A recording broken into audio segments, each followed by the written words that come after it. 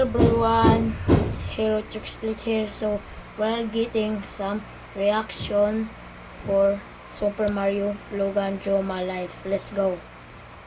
Hey everyone, this is Supermariologan, and today I'm doing a Draw My Life video. This is going to be a very long video, so let's get started. My name is Logan 30acre, and I was born on November 17th, 1994 in Pensacola, Florida. I have an older brother named Lance, a little sister named Haley. And when I was about 3 years old, my mom and dad got a divorce. See, my dad was a truck driver, so I never really saw him that much. But my mom met this new guy named Brian, and Brian became my stepdad. And Brian was super cool because he knew a lot about computers and video games and all this cool stuff. And Brian treated me and Lance like we were his own kids. He would play video games with us, and that's how I got introduced to Mario, so you can thank him for that. Now, I've had a lot of medical problems throughout my life. A lot of my fans know this, but what you probably don't know is that when I was about 3 years old, my brother Lance hit me in the head with a baseball bat. Now, I'm not just saying a little hit. He knocked me out. There was blood all over our playroom, and he ran to my mom and said, Mom, I accidentally killed Logan. And my mom was like, what? So she picked me up and rushed me to the hospital, and it turns out that Lance had fractured my skull. He had hit me so hard that he actually cracked the side of my head. No. And no, I did not get any brain damage. I'm not stupid or retarded. But he did hit me so hard, I think I forgot math, because I'm really, really bad at math. Wow. And then when I was in the third grade, I went to Louisiana for spring break to visit my cousins. And they had this huge pool, and I love to swim, so I swam all day. But that was a bad idea because there were millions and millions of mosquitoes all around the pool, and I got bit like 100 times. And one specific mosquito was carrying this very, very deadly disease. And I was the unlucky one, and I got bit by this huge monster devil dragon mosquito. So I had all these bite marks all over me, and when I got back to Pensacola, my neck started to hurt really bad. Like I could not move my head without a sharp pain shooting down my spine. And I said, Mom, my neck hurts really bad. And my mom's like, you probably just slept on it wrong. And I was like, oh, that makes sense, until I started throwing up everywhere and felt like I was gonna die.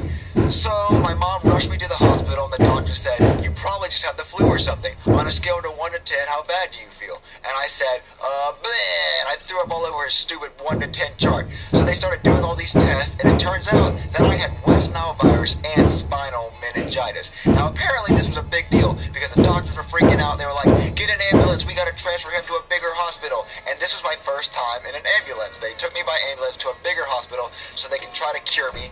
So after about 2 weeks of being in the hospital, I was cured and everything was okay. And my mom bought me Super Smash Brothers for the GameCube to make up for me getting sick, I guess, or it was a prize for not dying. I don't really know. But I love Super Smash Brothers for the GameCube. I played it all the time with my brother and all my friends. And then after a while, I started getting really, really sick every time I would eat.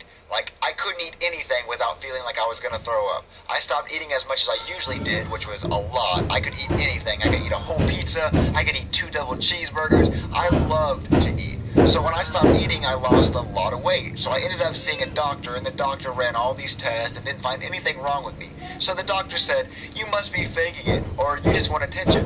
And my mom and Brian believed the doctor because, none of the tests came back with anything wrong. So when it came time to eat, I wasn't allowed to do anything until I ate all my food. I wasn't allowed to play any video games. I wasn't allowed to see my friends. I wasn't even allowed to watch TV. No one believed me that every time I would eat, I would get horribly sick. I had to start thinking of ways of hiding food so it looked like I was actually eating. I would roll up the food in a napkin and put it in my pockets, or I would take really, really big bites of food and say I had to use the bathroom. I'd go in the bathroom and spit the food out in the toilet. Yeah, this is what really happened, and this happened for years and years because no one would listen to me. No one believed me that I was sick. Now let's take a break from the medical problems and get into the YouTube part of my life. The medical problems will continue. Wait. I found out about YouTube while I was in the 7th grade. I remember I came home from school one day and Lance was telling me about how his friend joined this cool new website called YouTube, and he was uploading videos and having so much fun. So I decided to give it a try, and I can't really explain what happened in my very first video, but I was trying to recreate the Super Mario Got Milk commercial from like the 1990s, and I told Lance and his friend Patrick to film me with my little Mario toy, and then complete randomness happened. And I remember I clicked upload, and within an hour I had 2 views. I was like, oh my god, 2 views, I am famous, I am like Will Smith, people know me, I'm all around the world right now. but I probably got those 2 views from refreshing my own video page so many times. But I really thought it was cool and awesome how I could upload videos and people would actually see them. So I started making like 8 videos a day. I was making the most random, stupid videos ever.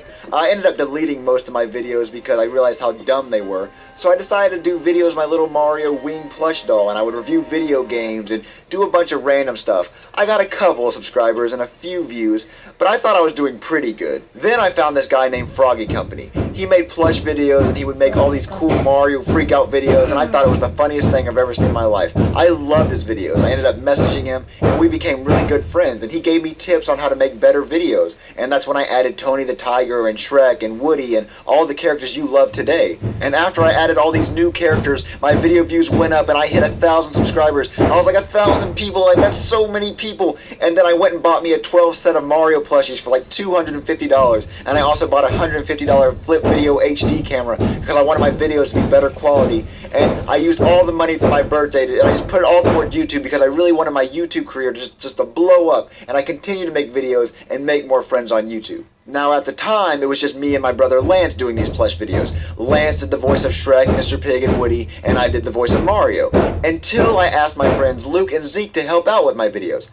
Now before me, Luke, and Zeke did these plush videos, we would all go on crazy adventures with my Mario plushies. We really actually had a good time playing with these toys. And we were like, oh my god, what if we just filmed these cool, funny adventures we go on? Because if we're laughing at it, maybe other people will laugh at them too. So that's how the Mario and Luigi Stupid and Dumb Adventures series was born. We filmed our stupid adventures that we would usually have in our minds, and y'all ended up loving it, and the series exploded, and that's how Mama Luigi was born, and that's why y'all are also addicted to Mama Luigi, and y'all won't stop talking about Mama Luigi because y'all just love it so much. So you can thank our stupid imaginations for that stupid character that y'all love so much. So now I have Lance, Luke, and Zeke helping me with my videos. Our video views exploded. We got thousands and thousands of subscribers. I got accepted into the YouTube Partner Program, which that was a very, very big deal. People loved us. I thought we were unstoppable.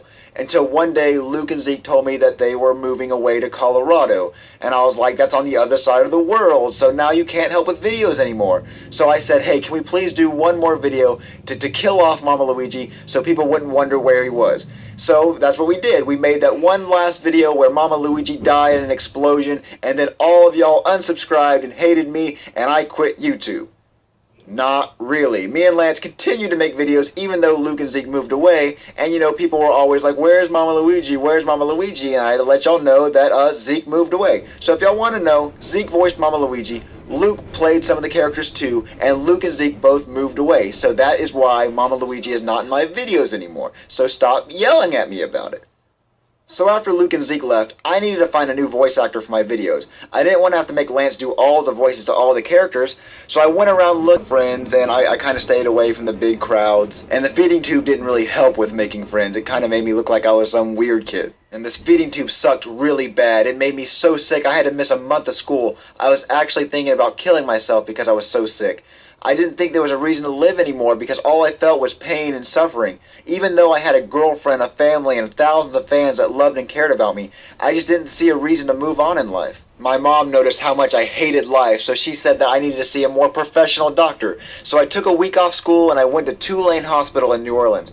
I was going to go see this professional god of a doctor named Dr. Hyman, and he was supposed to be the best doctor in the country, and he would fix my stomach problems once and for all. But that's not what happened. He was a horrible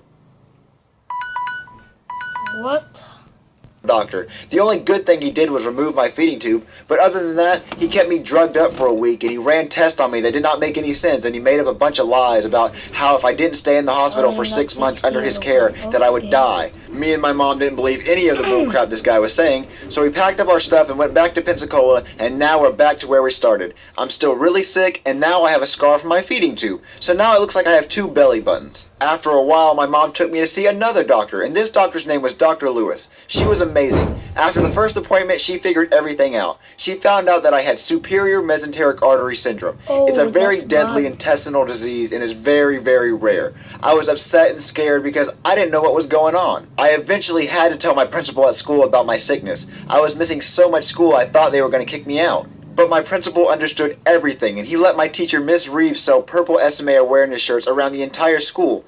A lot of people were wearing them. I saw people wearing them every day. I was so happy that so many people cared about me. But now that I have this super rare disease, what does this mean? Is there a cure? Well, my doctor told me that she could perform a surgery to possibly fix it, but it was very, very risky and I could possibly come out worse than I was before. But I decided to take this chance, so I finished up my junior year of high school, and on June 20th, 2012, I had my SMA surgery.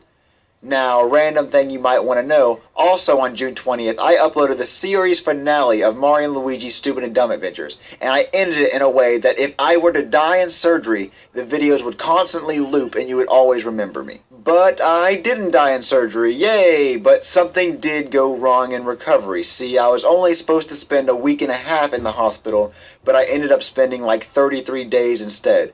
This is because my stomach would not wake up from anesthesia. It was like in a very deep sleep. Wake up, stomach, wake up. I had to lay in the hospital bed with a tube down my nose, and it went all the way to my stomach so it could drain the bile from my stomach, and I couldn't eat anything for a whole month. I was only being fed through an IV and a PICC line. I was in living hell. I hated my life. I couldn't do anything but lay in the hospital bed, and I was in so much pain from the tube down my nose and from recovering from the big surgery that to die. My mom and grandma stayed by my side every day, and so did my girlfriend. I really did not want to live anymore because at the time I didn't know when I was going home. They said it could take weeks, it could take months, and I did not want to be in the hospital that long. I told my mom that I'd rather be dead than lay in this hospital bed all day with a tube down my nose. But then I met this boy named Jamarcus. Now, I was 17 when I had this surgery, so I was still considered a minor, so I was in the kids' critical section of the hospital. So that means I was near the kids who had cancer and very horrible sicknesses. And Jamarcus was this kid who was about my age, and he had leukemia. And leukemia is a very, very